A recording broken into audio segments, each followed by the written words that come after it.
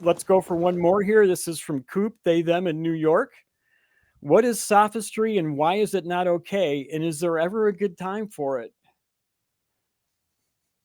So, hi, Coop. How are you?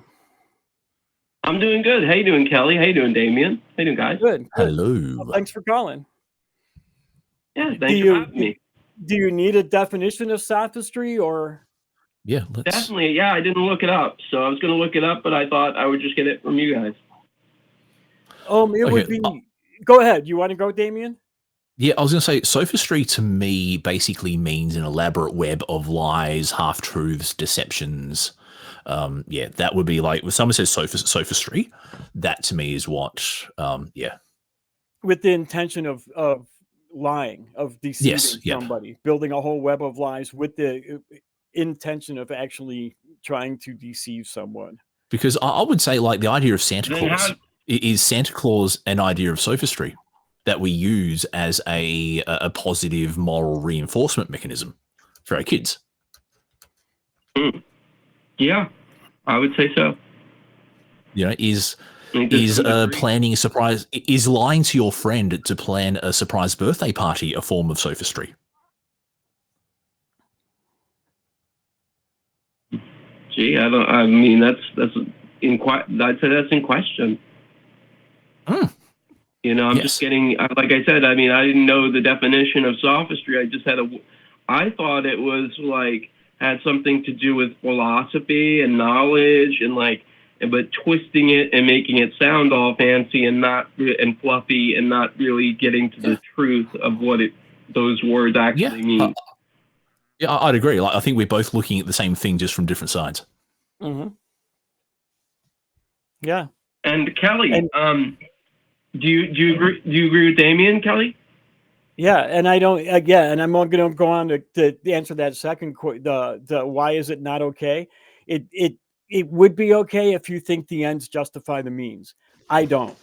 I don't think it's ever right to lie to somebody. I don't think it's ever right to deceive somebody.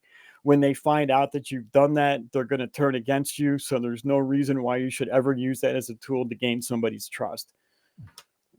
Is there ever a good time for it? Right. No, never. Oh, yeah. If you don't mind, if I'd like to just ask one more question about ichtheism, because Kelley, you are an ichtheist. If I'm wrong, correct? I'm right. Yes, I am. Yeah, I do use the ichtheist. I don't know how you.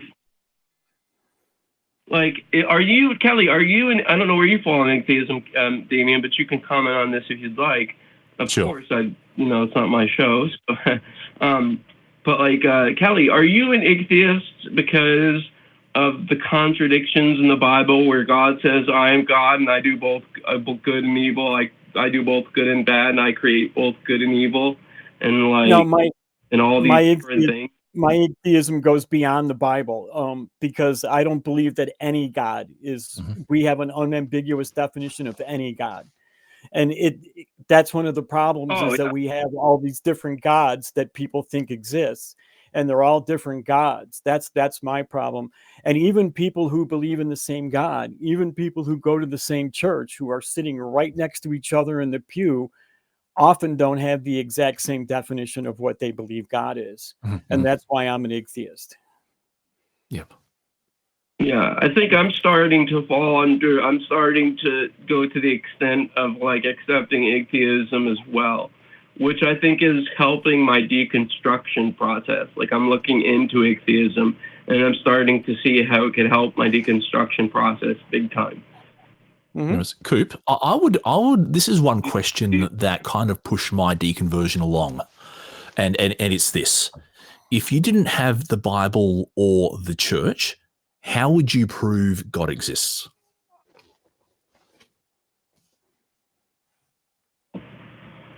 Well, if I didn't have the church or the Bible, I certainly couldn't say it was tradition, right? Okay. Because a lot of Catholics will go back and they'll say they believe because of their tradition. Okay, but that doesn't say the thing is true. That's just more of a cultural. Right. That's like an Ayan Hirsi Ali conversion story. Yeah, I see what you're saying now. Yeah. I don't know. I really don't know. I can't answer that question. I suppose I would have no basis for belief whatsoever at that point. Bingo. I think you've that's the question that kind of drove me. And I think if you can't honestly answer that question, I think you've kind of I think you've realized something.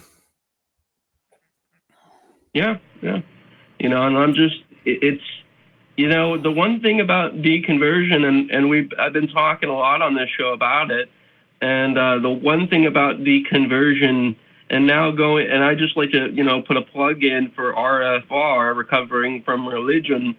Yeah. More than just their call-in agents that do such a great job at helping people along and meeting them where they're at. Mm-hmm. They have these great support groups that people can go to on Zoom. Yep. That lasts about 2 hours and 30 minutes. And you can just talk about anything. There are people who still believe in God. There's people who are meso-theists. There are people who believe in a higher power, but trying to deconvert from religion per se, and not sure where they're at.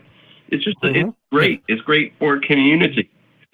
It's a really good organization. I actually started out as an atheist volunteer at the RFR, and they are really, really an excellent organization, and they have helped so many people that they really deserve more credit than they get. So I agree with you. They do, yeah. Well, guys, all right, thanks for taking my call. I appreciate it. Well, thank you, Coop. I was just going to ask you if you had anything else for us, but thank you for calling. I appreciate it. Thank you. You have a great night. Yeah, thanks, guys.